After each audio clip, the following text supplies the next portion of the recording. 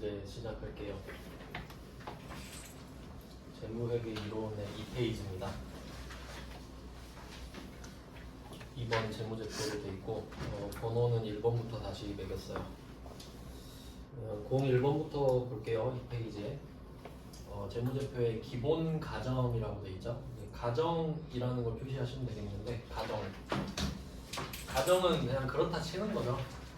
이렇게 했다고 치고 합시다 이런 건데 1, 2, 3, 4가 있잖아요. 제가 한 번에 발생주의의 가정에서 의 가정을 끄어놨죠. 네, 그 이유는 발생주의는 가정이 아니고 그냥 특징입니다. 따로 좀 적어두셔야 돼요. 해설이 좀 친절하게 안 돼 있더라고요. 그래서 3번의 발생주의에다가 특징이라고 적으세요. 가정이 아니라 가정은 그렇지 않은데도 그렇게 보는 거고 발생주의는 그냥 특징입니다. 그러면 무슨 뜻인지 한번 볼게요. 세 개가 이제 시험에 나올 수 있는데 1번은 기업 실체의 가정 이렇게 돼 있죠. 기업 실체의 가정은 뭐냐면 뭐 해석하면 되게 간단한데 보통 1인 기업이나 가족 기업 이런 거를 좀 말을 하는 거거든요. 그러니까 뭐 예를 들어 개인이 있고 법인이 있고 이거 둘 다 들어보셨죠? 개인 법인은 개인 같은 경우는 그 법적으로 원래 자연인이라고 해요. 자연인. 왜냐면 여러분 태어나면 부모님이 그 출생신고 하죠? 그럼 자연스럽게 사람이죠. 그러니까 자연인이에요. 개인은. 근데 법인은 어때요? 삼성전자 누가 낳았나요? 안 낳았죠? 그러니까 등기 쳤죠. 등기. 저 삼성전자라는 이름의 회사를 한번 설립해 보겠습니다. 그러니까 법적인 사람인 거거든요. 그래서 개인, 법인 이렇게 나뉘는데 보통 어떻게 되는 거냐면 개인이 사업을 하면 개인 사업자잖아요. 근데 이게 세율이 또 달라요. 개인이 소득세를 내고 법인이 법인세를 내는데 법인세율이 낮은 편이거든요. 그럼 어떻게 되냐면 개인 사업을 하다가 내가 막 매출이 엄청 커지잖아요. 그럼 이제 세금의 현타가 와요. 어느 정도 되냐면 한계 세율이 거의 50%입니다. 49.5%거든요. 그러니까 다 그렇게 내는 건 아니고 그 끝에 쪽에 뭐 10억 초과분일 거예요 아마. 근데 현타 올 거 아니에요? 그러면 그 뒤로 넘어가면 만약에 내가 100억 벌잖아요? 그럼 그 뒤에 1억을 더 벌면 그 1억에서 절반은 세금으로 나가는 거예요. 이제 돈 벌기 싫어져 버리지. 그러면 이거 어떻게 그럼 컨설팅 하겠죠. 세무사한테 가가지고 저 세금 너무 많이 내는데 그럼 법인 설립하시죠. 이렇게 가요. 그러면 법인을 내가 세우는 거예요. 그러면 내가 이 개인의 대표가 되는 거지. 자, 근데 여기서 중요한 건 뭐냐면 내가 법인을 세우고 이 법인의 이름으로 돈을 벌잖아요. 네, 내가 이런 지식이 없잖아요. 그러면 내가 옛날에 했던 버릇이 나와요. 이 회사는 별개입니다. 그러니까 이게 기업 실체의 가정이에요. 개인은 개인이고 법인은 법인이다. 그럼 이 법인에 내가 돈을 넣어놨잖아요. 돈을 뺏어 씁니다. 횡령이에요. 이 둘은 별개라니까. 그래서 기업 실체가 다르다는 거죠. 나도 실체고 너도 실체고. 그럼 어떻게 해야 되냐면 이 개인은 법인의 투자자가 되는 거예요.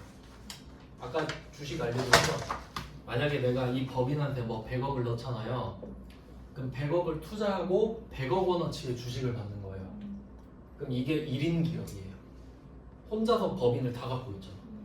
이런 1인 기업이 꽤 많아요. 가족 기업 형태가 많이 있거든요. 그러면 이 두 개는 다르다 이거지. 그러면 이 개인은 이 법인의 뭐 대표자 형태로 넘어가는 거예요. 그러면 이 법인이 번 돈 있죠. 그 번 돈에서 월급을 받는 형태로 가야 되지. 이해되시죠? 그러니까 이거 내가 세운 회사인데 여기서 1억 뺄 거야. 그럼 횡령이에요. 근데 이걸 알고 하겠어요. 그냥 내 돈이니까 빼는 거죠. 근데 법적으로는 아니라 이거지. 왜냐면 기업 실체가 다르니까. 그 말이에요. 그래서 한번 읽어보시면 기업 실체의 가정은 그 기업은 그 자체가 인격을 가진 거니까 그럼 돈을 빼면 뺏기는 거지 이 사람은. 그런 느낌인 거예요. 그러니까 횡령하지 마라 이 말이에요. 그 다음에 2번. 사실 이게 제일 중요해요. 계속 기업의 가정. 근데 이거는 정말 단순한 건데 이게 진짜 쉬운 건데 사람으로 치잖아요. 여러분 혹시 막 오늘 죽을 거라 생각 안 하시죠? 저도 만약에 오늘 죽을 거면 강의 안 하죠. 놀고 있겠죠. 그러니까 계속 기업은 내가 예측 가능한 기간 동안은 계속 산다는 생각을 하는 거예요. 그러니까 자격증도 따고 뭐 취직도 하고 그런 거 아니겠어요?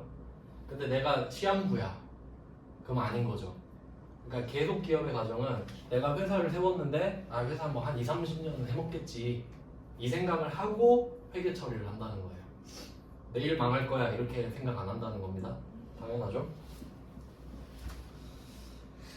그 다음은 4번 기간별 보고해가지고 이것도 너무 당연한데 그러니까 이것도 사람이랑 똑같습니다. 그러니까 우리 인생은 계속 이어져 있잖아요. 근데 형식적으로 1년씩 끊죠. 그게 이거랑 똑같아요. 회계도 그러니까 회사도 맨날 굴러가잖아요. 근데 그냥 1년 단위로 끊어요. 그래야 12월 31일에 보고를 하니까. 그래서 그게 기간별 보고입니다. 네, 그래서 사실 발생주의도 회계에서 틀린 건 아닌데 가정을 물어봤기 때문에 발생주의는 가정이 아니라 특징이라 그랬죠. 그러니까 이걸로 되면 정말 많이 틀릴 겁니다. 그러니까 좀 치사한 문제긴 해요. 그러니까 특징이랑 가정은 다른 거 아시죠? 그러니까 우리가 계속 산다는 거는 그냥 그렇게 생각하는 거죠. 왜냐면 저도 막 오늘 사고 나서 죽을 수도 있는 거잖아요. 모르는 거예요. 근데 가정을 하는 거고 특징은 그냥 내가 갖고 있는 거죠. 뭐 그런 느낌이에요. 그 다음에 02번으로 가겠습니다. 재무제표. 제자 아시죠? 재무제표 안에 재무상태표, 손익계산서 둘 다 있다고 보셔야 돼요. 그리고 이따가 뭐 또 자세히 할 거긴 한데 그 이제 이름이 좀 기니까 영어도 좀 알려드릴게요.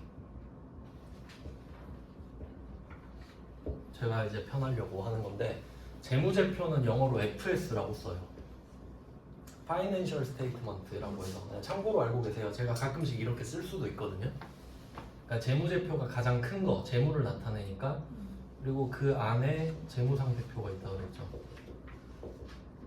혹시 해서 말씀드리는데 옛날 회사에서는 대차대조표라고도 씁니다. 놀라면 안 돼요. 그냥 재무상태표 말하는 거구나. 왜냐면 아까 차변 대변 보셨죠? 차변 대변을 대조하는 거라서 대차 대조표거든요. 근데 뭐 별로 의미는 없고 요거는 BS라고 하고 재무상태표는 아까 자산부채 자본이죠. 자산부채 자본. 그림으로 좀 떠올리시는 게 좋고요. 자산부채 자본 왜 BS냐면 밸런스 시트입니다. 그러니까 그냥 차대 밸런스, 대차 대조 이런 느낌이네요. 그 다음에 손익계산서. 원래 그 3개 더 있는데 이따가 적으려고 지금 밑밥 까는 거예요. 저는 적어야 되니까 힘들잖아요. 여러분 보기만 하면 되고. 자, 그럼 이 손익계산서는 수익과 비용이었죠. 얘는 그 수익이 영어로 인컴이거든요. 인컴 스테이트먼트라고 해서 IS.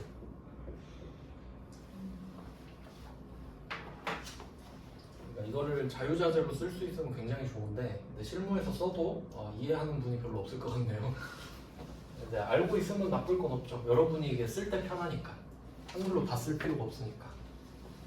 자, 그러면 미리 한번 적어놨고요. 자, 그래서 제가 또 적은 이유가 재무제표랑 재무상태표는 다르다라는 걸 말씀드리려고. 그러니까 이거는 그냥 한번 들어보세요. 저는 진짜 문제를 어렵게 낼 수 있거든요. 그러니까 한번 OX 한번 맞춰보세요. 재무상태표는 재무제표이다. OX. 맞는 말이죠? 맞잖아요. 두 번째, 재무제표는 재무상태표다. 틀렸죠? 근데 이게 시험장 가면 제정신이 아니라는 거예요. 아시겠죠? 지금은 평시잖아요. 근데 전시로 가면 제정신이 아니죠? 그러니까 익숙해져야 한다. 생각을 하고 체화가 돼야 된다는 거죠. 그러니까 그냥 뭐 당연한 거지 이런 느낌으로 받아들이셔야 돼요. 네, 뭐 당연한 거 했어요. 그 다음 뭐 2번. 재무제표는 특정 기업 실체, 위에 배운 거 또 나왔죠. 기업 실체 나왔고 관한 정보를 제공해야 되죠. 왜냐면 유용해야 되니까. 산업 또는 경제 전반에 관한 정보를 제공하지 않는다. 당연한 말입니다. 내가 이 회사 하나 까고 있는데 갑자기 내가 현대자동차 재무제표 적는데 요새 자동차 산업은 어쩌고 저쩌고 그러진 않죠. 당연한 말이에요. 그냥 그 회사 자체만.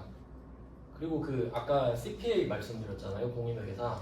그 공인회계사가 하는 일도 이 회사가 뭐 좋은 회사다 이걸 판단하는 게 아니에요. 이 회사가 재무제표를 만들었는데 거짓말을 안 쳤는지만 판단하는 거예요. 그러니까 이 회사가 막 앞으로 잘 될 것 같다 그런 걸 판단하는 사람이 아니라고 공인회계사는. 네, 그런 내용이고요. 그 다음에 3번 갈게요. 03번.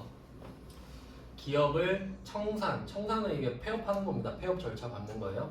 청산하거나 경영 활동을 중단할 의도가 있지 않은 한 일반적으로 계속 기업을 전제로 재무제표를 작성한다. 그러니까 제가 일부러 그 위에 있는 거랑 하나씩 맞출 수 있게끔 쓴 거예요. 그러니까 우리가 가정 3개 배웠죠. 기업 실체, 계속 기업, 기간별 보고. 그러니까 02번에 기업 실체 넣었잖아요. 03번에 계속 기업 넣었잖아요.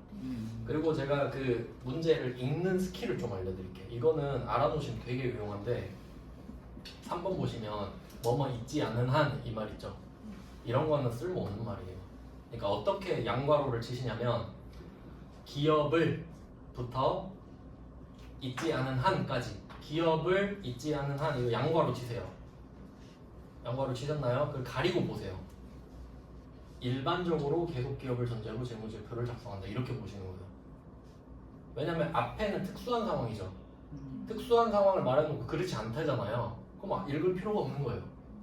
특수하지 않으면 이건 없는 말이랑 똑같은 거죠. 그잖아요. 그러니까 이런 거 제끼고 보는 게 스킬이래요. 앞으로 여러분이 글 같은 거 많이 보실 거 아니에요. 그래서 저는 이런 거 그냥 빼고 보거든요. 필요 없는 말입니다. 그 다음에 4번 재무제표 또 나왔죠. 재무제표는 FS입니다. 맨 위에 상위 제자를 보셔야 돼요. 항상 재무제표는 재무상태표 BS, 손익계산서 IS 나왔죠.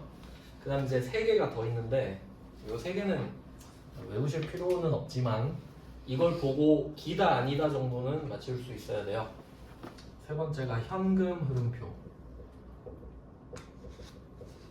아까 말씀드렸죠?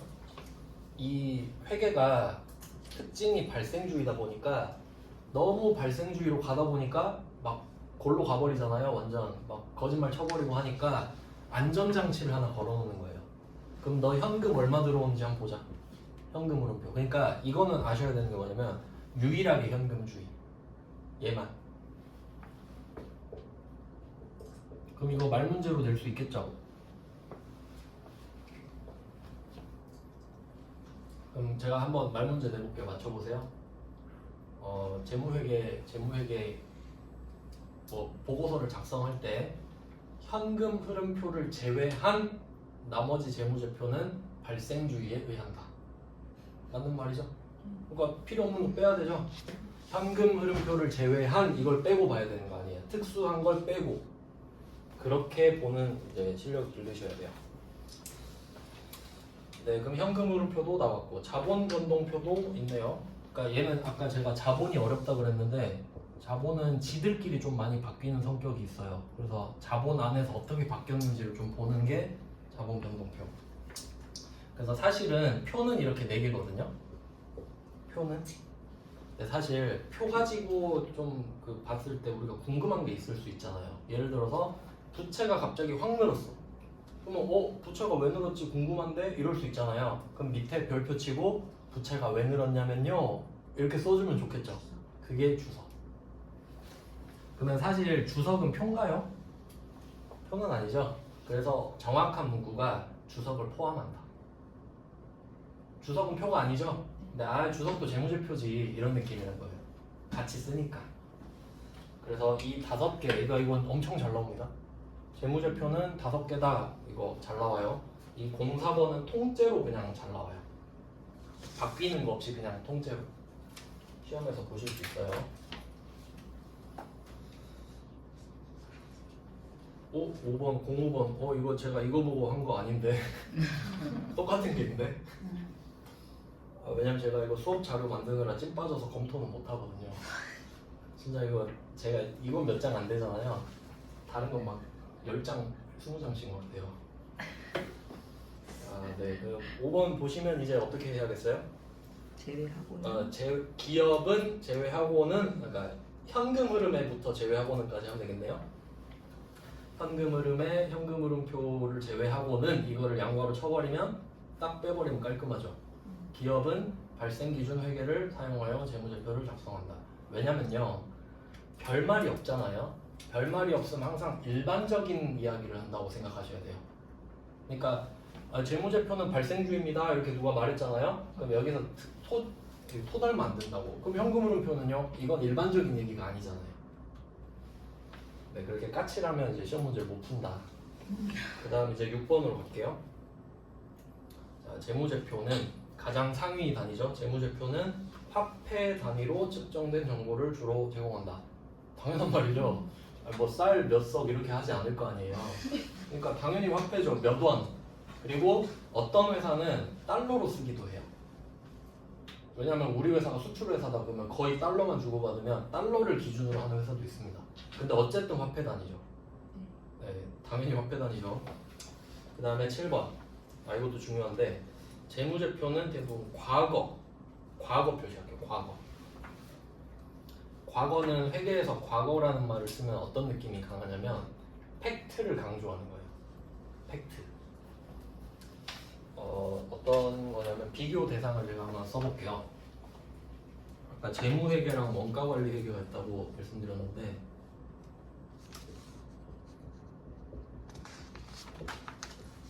요거까지는 이제 나오는 걸 못 보긴 했지만 알고 계시면 좋을 것 같아요. 재무회계는 대상 누군지 기억하세요? 외부. 왜냐면 재무회계는 나 돈 많이 벌었다고 자랑하는 거예요. 그러니까 밖에 사람들한테 알려줘야 되죠. 나 돈 많이 벌었는데 몰라주면 억울하잖아요. 그러니까 밖에 사람들한테 알려. 그리고 투자를 하든지 돈을 빌려주든지 네가 유용한 정보를 얻어가라. 이게 키워드였어요. 근데 원가 관리 회계는 관리가 들어가죠. 이건 내부자들이 하는 겁니다. 내부자들이. 그러니까 뭐 상식적으로 그 갤럭시 만들 때 원가 공개하나요? 원가 공개하면 안 되죠. 그리고 내부자들만 알아야 될 거 아니에요. 그러니까 원가 관리하기는 내부자들이 알아야 되는 겁니다. 그러면 이건 재무회계는 아까 외부자들한테 공개한다 그랬잖아요. 그럼 이거 내 생각 말하면 돼요? 안 되죠. 뇌피셜 막 짓거리면 안 되잖아요. 그러니까 과거에 있었던 일을 기록한다 이거죠. 내가 얼마를 벌었고 얼마를 썼다 이건 과거에 이미 일어났죠. 그러니까 이 말은 사실이란 소리예요. 사실. 팩트. 근데 관리회계는 이제 앞으로 할 거를 좀 많이 써요. 그러니까 미래지향적이에요. 우리가 관리를 해야 되니까 야, 앞으로 너 원가 얼마 들 것 같아? 이런 걸 물어본다는 거지. 그러니까 얘는 성향이 조금 미래지향적. 계획이죠, 계획. 왜냐면 관리해야 되니까. 이렇게 비교된다는 소리예요. 그러니까 과거는 사실을 말하는 거다.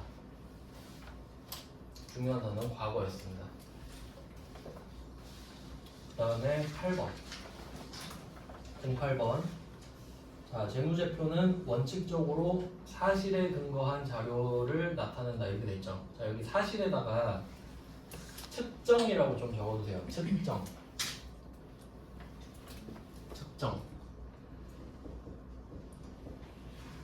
그리고 옆에 추정 있죠. 추정만 표시해 두시고 차이를 한번 생각해 볼게요. 측정과 추정의 차이. 물론 둘 다 뭉뚱그려서 측정치라고 하긴 했는데 조금 엄밀히 따지면요. 이제 측정이라는 개념은 뭐냐면 말 그대로 그냥 측정하는 거예요. 예를 들어 키 재고 몸무게 재는 거 있죠. 팩트죠. 그게 측정이에요.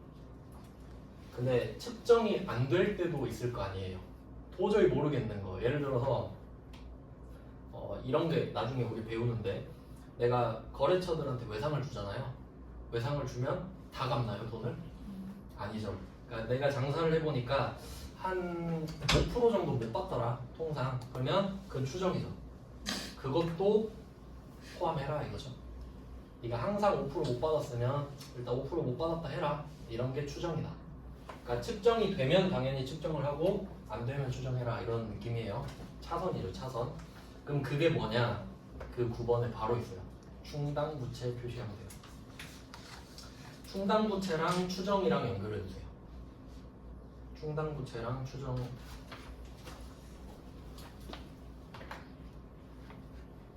그러면 이게 그 측정치라고 말을 했는데요.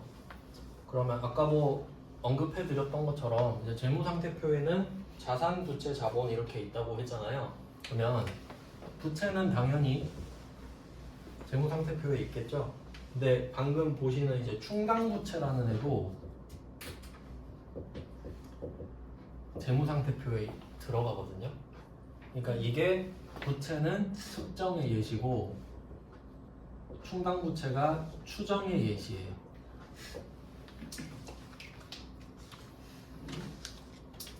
뭐 예시는 이렇게 되고요. 그러니까 결론은 충당부채도 재무상태표에 있다 이건데,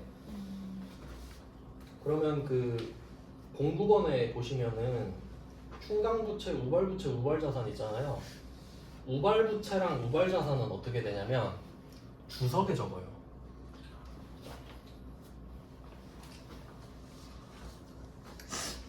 일단 분류해놓고 좀 설명을 해드릴게요.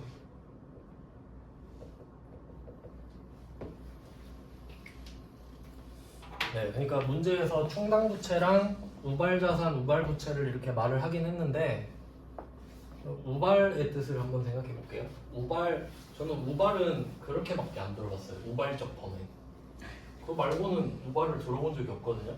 그럼 우발적 범행은 뭐예요? 계획이 없었는데 갑자기 충동적으로 막 금은방 문이 열려있어.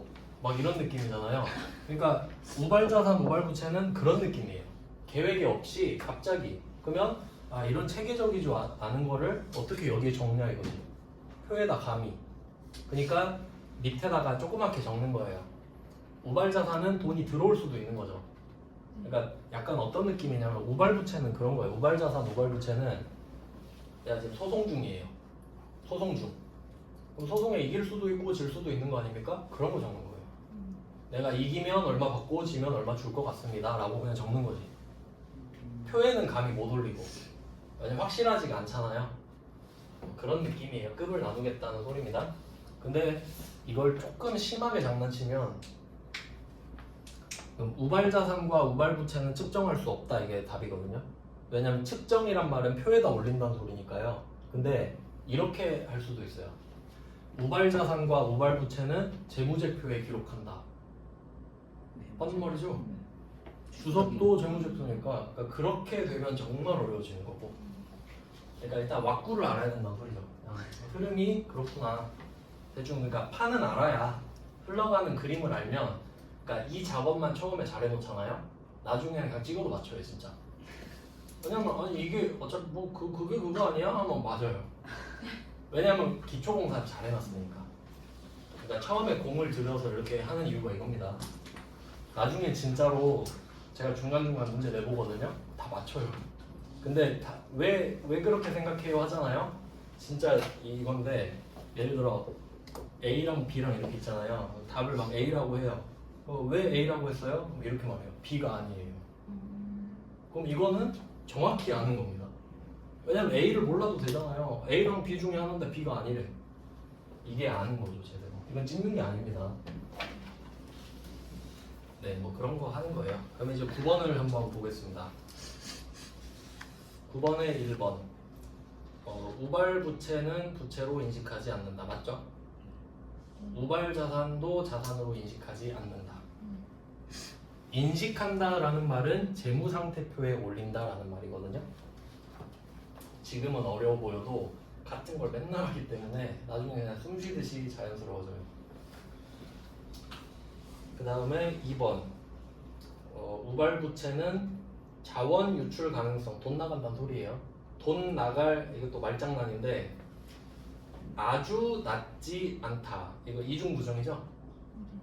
그러니까 대충 나갈 것 같으면 주석에 적어라 할 말이에요. 그러니까 이것도 어떻게 해요? 자원부터 한까지 양괄호 치면 되잖아. 자원부터 한까지 양괄호 치면 우발부채는 주석에 기재한다. 맞죠? 그 다음에 3번.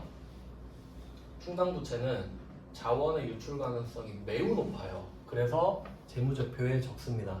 근데 문제는 뭐냐? 근데 매우 높은데 왜 적냐면 금액을 몰라서 그래요. 그러니까 이거 예시로 충당부채 예시가 뭐였냐면 퇴직금, 직원 퇴직금. 한번 생각해 보세요. 여러분이 사장이에요. 직원이 입사를 했죠. 그럼 이 생각부터 하셔야 돼요. 퇴사하겠구나. 언젠가는. 그렇잖아요. 오늘이 아니지만. 그리고 요새는 아시잖아요. 퇴사율 어마어마하게 높은 거. 회전율이 어마어마하지 않습니까? 저도 퇴사했고. 마음에 안 들면 나가죠 요새는. 그러면 딱 들어왔어 직원이. 그러면 퇴직금이 1년이 지나면서부터 쌓이잖아요. 근데 이 직원이 몇 년 일할지 어떻게 알아? 그렇죠? 근데 돈이 나갈 건 확실하죠. 이게 유출 가능성이 매우 높은 거예요. 법으로 주라고 했으니까 줘야 될 거 아닙니까? 근데 언제 얼마를 줄지 모르죠. 그러니까 충당부채예요. 미리 채워놓자. 언제 돈 나갈지 모르니까. 그 말이고요. 그 다음에 4번 충당부채는 그 의무 이행에 소요되는 금액을 신뢰성 있게 추정할 수 있다. 여기서 많이 헷갈릴 수 있는데 추정만 표시하시면 돼요. 그러니까 측정이라고 하면 틀리죠? 추정은 맞잖아요. 충당은 추정이랑 세트예요. 충당, 추정은 세트. 네, 이렇게 됐고 그 다음에 10번으로 내려가 볼게요. 10번 재무제표의 작성과 표시에 대한 책임은 경영진에게 있다. 이거 오답으로 뭐라고 나왔냐면 공인회계사인가? 아니, 공인회계사는 남의 사람인데 왜 우리 회사 거를 책임집니까? 경영진이 책임지는 거 맞죠? 그러니까 작성은 직원이 했어도 당연히 경영진이 책임지려고 그 자리 맞는 거죠? 대표자잖아요. 네, 맞는 말이고요. 그 다음에 이제 11번 이런 거 보면 딱 읽기 싫어지잖아요. 그러니까 뜻을 알아야 읽혀지거든요. 하나씩 보겠습니다. 이거 되게 중요한 말이에요. 자산과 부채는 보고기간 종료일 현재 1년 여기까지만 일단 볼게요. 끊어서 하나씩 보겠습니다.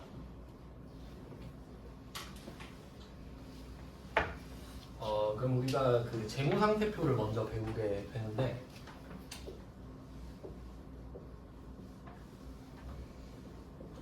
재무상태표를 차례대로 배우니까 자산, 부채, 자본을 순서대로 배우거든요. 수익 비용은 같이 세트로 이제 딸려 나와요.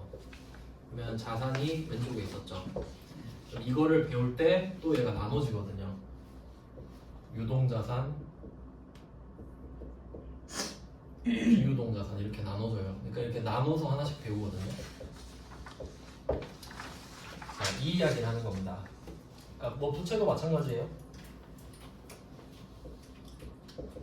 부채도 유동부채, 비유동부채로 나눠집니다. 그러니까 좀 자산과 부채가 쉬운 이유가 상대적으로 쉽거든요. 그 이유가 유동과 비유동으로 분류되는 것 때문에 쉬워요. 이 성격 때문에. 왜 그런지 한번 생각을 해볼게요. 자산은 방향으로 치면 들어오는 겁니다. 나한테 들어오는 거. 부채는 나가는 방향이죠. 그러면 방향은 정해졌으니까 이제 속력만 정하면 돼요. 속력, 속도. 어느 속도로 들어오고 어느 속도로 나가는지. 그러면 이제 유동 같은 경우는 1년이거든요. 1년. 그러니까 돈이 들어올 것 같아. 그럼 언제 들어와? 하니까 1년 안에 들어와. 그럼 유동자산. 그러니까 유동 뜻 자체가 흐를 유, 움직일 동이에요. 그러니까 나한테 오고 있는 거야. 1년 안에 들어오니까 빨리 오는 느낌이 들죠? 근데 1년이 아니야. 막 2년 만에 돼요. 그러면 비유동자산. 이렇게 관리를 하는 겁니다. 그러면 자산은 유동자산이 더 좋겠죠, 웬만하면? 근데 부채는 어때요? 방향이 반대잖아요. 그럼 유동부채는 내가 갚을 돈이거든요. 그럼 얘는 1년 안에 나가. 그럼 돈이 나가겠구나. 좀 급한 거예요. 근데 비유동부채는 비교적 천천히 갚아도 되는 거니까 좀 안정적인 그런 느낌이 들죠. 그러니까 관리할 때 필요하니까. 그러니까 이게 그 회계를 왜 하냐 이렇게 했을 때 회계를 왜 하나요? 이렇게 했을 때 답이 딱 정해져 있거든요. 답이 아까 배우셨죠? 재무회계의 목적. 외부 이해관계자한테 유용한 정보를 주려고. 그럼 왜 이거 회계 이렇게 해요? 왜 유동부채, 비유동부채 나눠요? 하면 주주들이 원해. 주주들이 그렇게 하래. 그렇게 하면 좋아할 것 같아. 그게 답이에요. 그러니까 결론은 주주가 보기 편하게 하는 겁니다. 계속.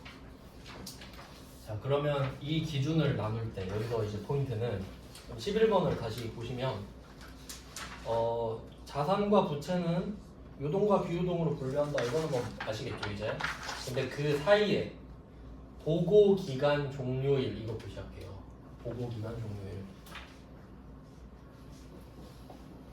자, 그럼 이제 배운 걸로 한번 맞춰볼까요? 재무상태표. 회계기간. 회계기간은 보통 1년이라고 그랬죠? 그럼 1월 1일부터 12월 31일이잖아요. 그러면 재무상태표는 12월 31일에 얼마 있는지를 보고하고 손익계산서는 1월 1일부터 12월 31일까지 수익 비용을 보고하면 돼요. 그러면 보고 기간이 1년이잖아요. 그럼 거기에 종료일 12월 31일입니다. 그러니까 보고 기간 종료일에다가 12월 31일 써놓으시면 돼요. 물론 일반적인 경우입니다. 아닌 회사도 있어요. 보험회사 같은 경우는 달라요. 뭐 다른 회사도 그냥 다르게 할 수 있는데 굳이 그렇게 안 하는 거죠. 자, 그러면 보고기간 종료일 현재 1년 또는 영업주기를 기준으로 한다 했죠. 이 말이 뭐냐면 이거 되게 중요한 문제인데 한번 예를 들어볼게요. 좀 날짜가 끝나가서 임의대로 좀 바꿔야 될 것 같아요. 예를 들어서 2024년 7월 1일에 내가 돈을 빌려줬다고 할게요. 친구 철수한테 돈을 뭐 100만 원 빌려줬다고 할게요. 금액은 중요하지 않고요. 근데 얼마 있다가 돈을 받기로 했냐면 16개월 16개월 후 돈을 받기로 했어요. 빌려주고. 이제 생각을 해볼게요. 이게 돈이 그러면 들어오는 거죠. 자산이란 말이에요. 이걸 유동자산이냐 비유동자산이냐 이렇게 되면은 거의 다 틀려요. 왜 그럴까요? 이 16개월은 1년이 넘어요? 안 넘어요? 넘죠? 그럼 뭐라고 생각해야 돼요? 비유동. 근데 기준이 언제였죠? 보고 7월 1일? 보고기간 종료일이잖아요. 기준이 돈 빌려준 날이 아니라 보고기간 종료일이잖아요.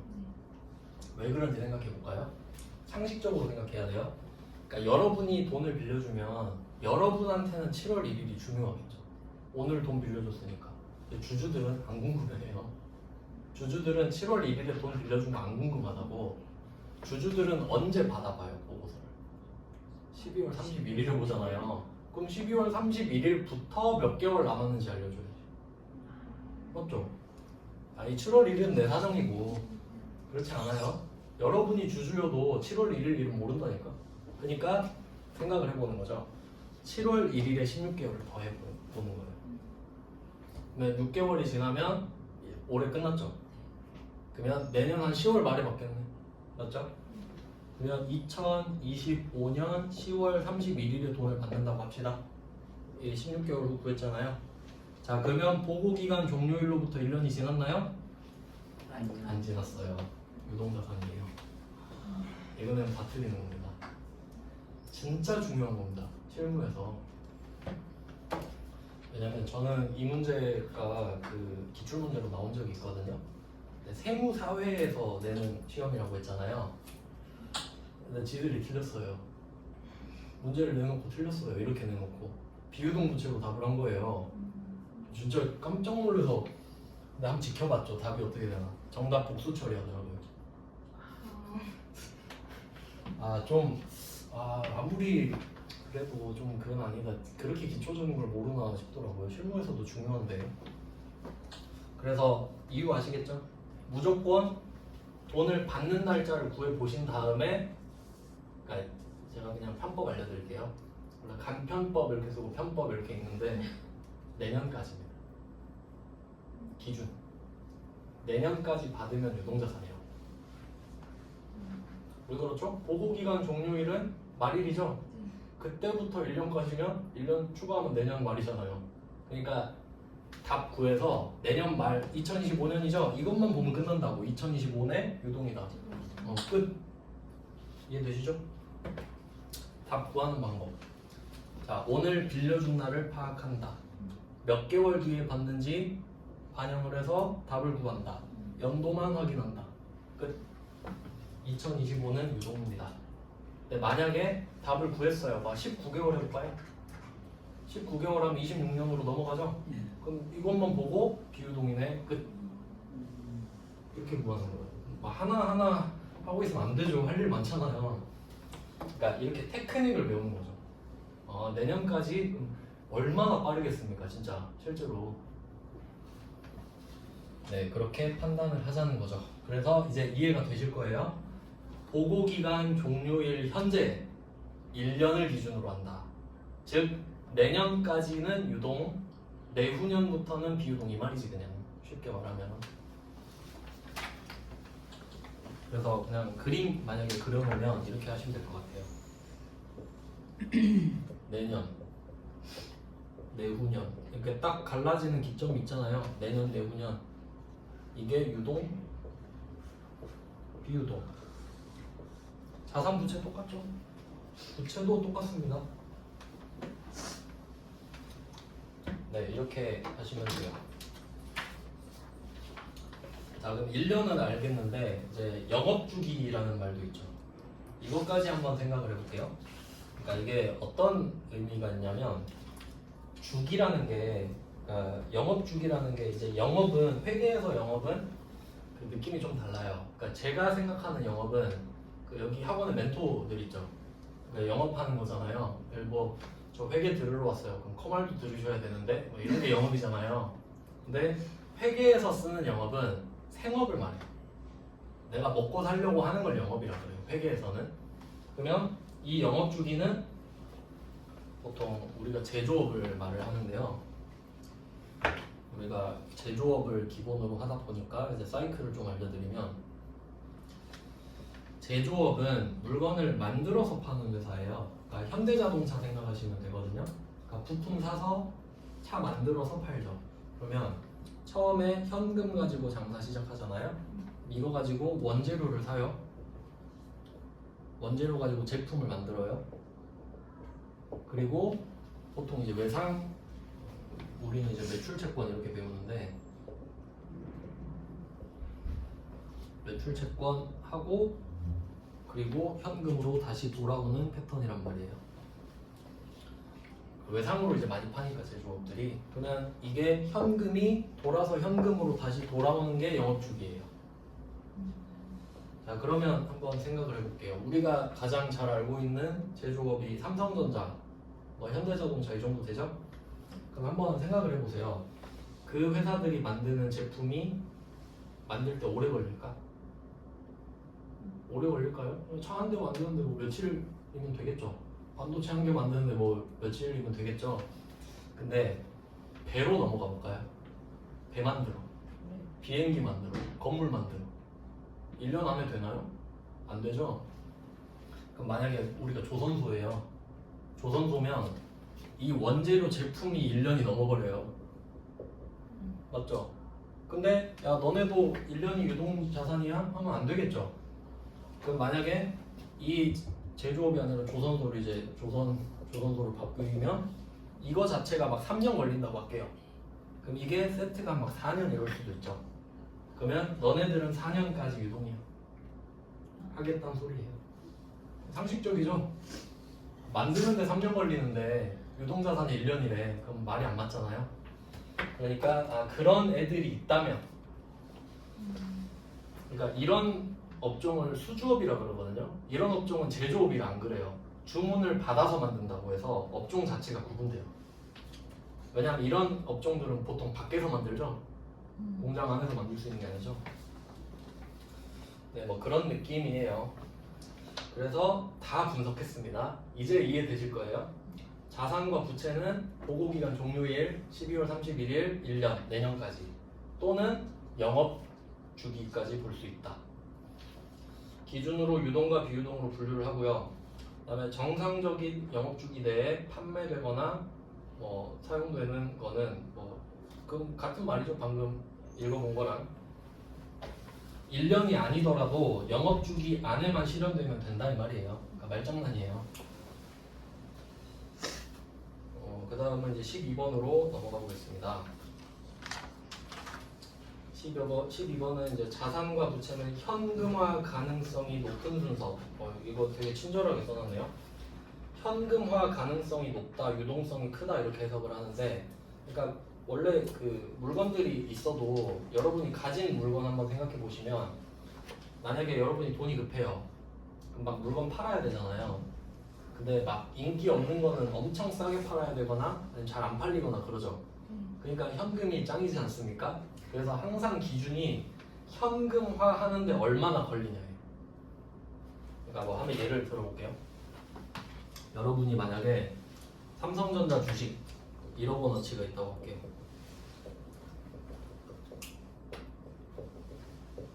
1억 원어치 있어요. 그리고 담양에 땅이 1억 원짜리 있다고 할게요.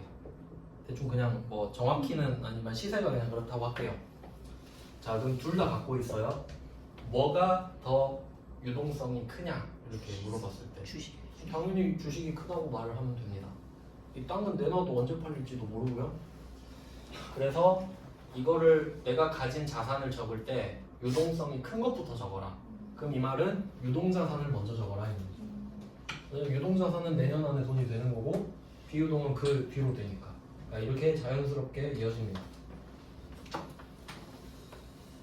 네, 그래서 자산과 부채는 현금화 가능성이 높은 순서로 배열하는 것이 원칙이다라고 했으니까 뭐 예외도 있을 수 있겠구나 정도 보시고 여기서 끊어주세요. 끊고 이제 잉여금은 뒤에 자본 이야기니까 지금은 지금은 안 할게요. 정신건강 때문에. 네, 지금 알려드릴 수는 있지만 네, 너무 과부하가 걸릴 것 같아서 한 라인만 일단 자산 부채만. 그럼 14번. 자산, 부채, 자본 중 중요한 항목은? 응? 13번. 13번이군요. 13번 볼게요. 기간별 비교 가능성을 재고, 이거는 좀 높인다 이런 뜻이에요. 그냥 뭐 좀 강조한다, 강화한다 이런 뜻이에요. 그걸 비교 가능성을 강화하기 위하여 이 정도로 해석을 하고, 전기 재무제표의 모든 계량 정보를 단기와 비교하는 형식으로 표시한다. 네, 이렇게 알고 계시면 돼요. 그러니까 항상 단기 거랑 전기 거랑 비교하는 형식으로 합니다. 제가 무조건 O라 그랬죠. 이거 전부 다 OX가 아니라 O예요. 그냥 그렇구나 하시면 됩니다. 그래야 보기 편할 거 아니에요. 아, 작년보다 많이 벌었구나, 작년보다 많아졌구나 이렇게 볼 거니까. 그 다음에 14번입니다. 자산부채 자본 중에 중요한 항목은 재무상태표 본문의 별도 항목으로 구분한다. 이건 뭐 당연한 말인데 뒤쪽이 좀 중요하거든요. 좀 많이 나오는 문구인데, 자, 중요하지 않다라고 나왔어요. 중요하지 않은 항목은 성격 또는 기능이 유사한 항목에 대하여 통합하여 할 수 있다. 자, 여기서 포인트는 중요하지 않으면 통합 가능입니다. 중요하지 않으면 통합 가능.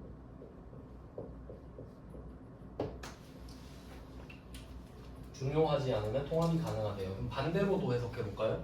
그럼 중요한 것도 있겠죠. 그럼 중요한 건 어떻게 말할 수 있어요? 통합할 수 없다 이렇게 해석하시면 되죠. 왜 그런지 해석해 볼까요? 중요하니까요. 중요한데 어떻게 뭉갭니까? 중요하면 만약에 이런 거예요. 그러니까 예를 들어 여러분한테 A랑 B가 있어요. A도 있고 B도 있어요.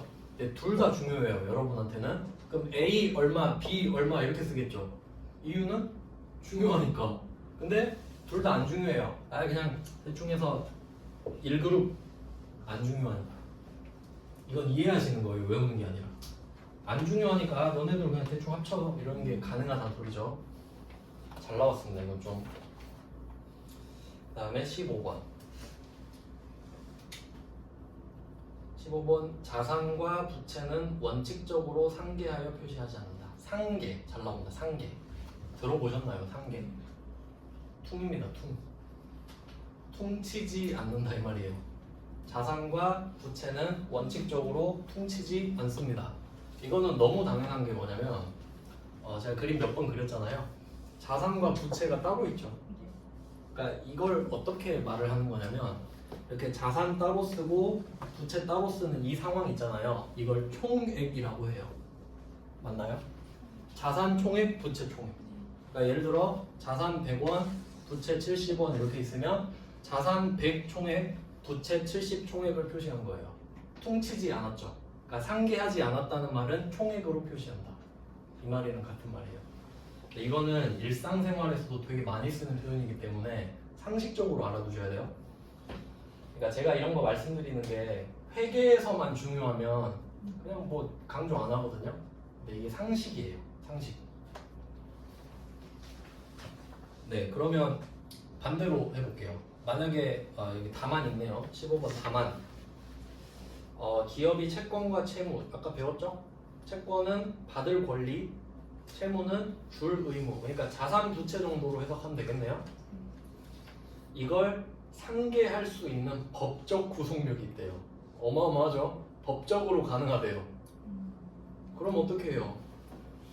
순액 기준 나왔죠. 그러니까 순액은 상계를 한 후입니다. 그래서 방금 말씀드린 것 중에 자산 100, 부채 70을 만약에 퉁치면 그럼 이렇게 되는 거예요. 내가 100원이 있는데 어차피 70원 갚아야 돼요. 그러면 그럼 30원 있는 거랑 똑같네. 이게 퉁치는 거죠. 그러면 그게 순액이지. 순수한 금액. 이런 걸 네팅이라고 합니다. 네팅. 그러니까 퉁치는 거. 그냥 좀 느낌 아시겠나요? 그냥 회계는 이런 특징을 갖고 있구나. 흐름이 이렇게 되는구나 정도. 네, 그리고 아까 말씀드렸듯이 3, 4, 5 이쪽 뒤쪽 주제는 정말 어려운 주제거든요. 그러니까 좀 지금은 거들떠도 보지 마시고 지금 1번, 2번도 솔직히 좀 그 개념을 포괄하는 거기 때문에 그냥 대충 읽어보시고 이해 안 되는 건 넘어가셔도 돼요. 그냥 제가 한 마디 생각날 정도만 되면 될 것 같습니다. 그리고 지금부터 한 10분 정도 쉬고 이따가 그 두 번째 드린 자료 있죠. 그게 뭐죠? 유가증권인가? 이게 차라리 더 쉬울 수도 있어요. 구체적으로 들어가거든요. 네, 10분 쉬고 하겠습니다.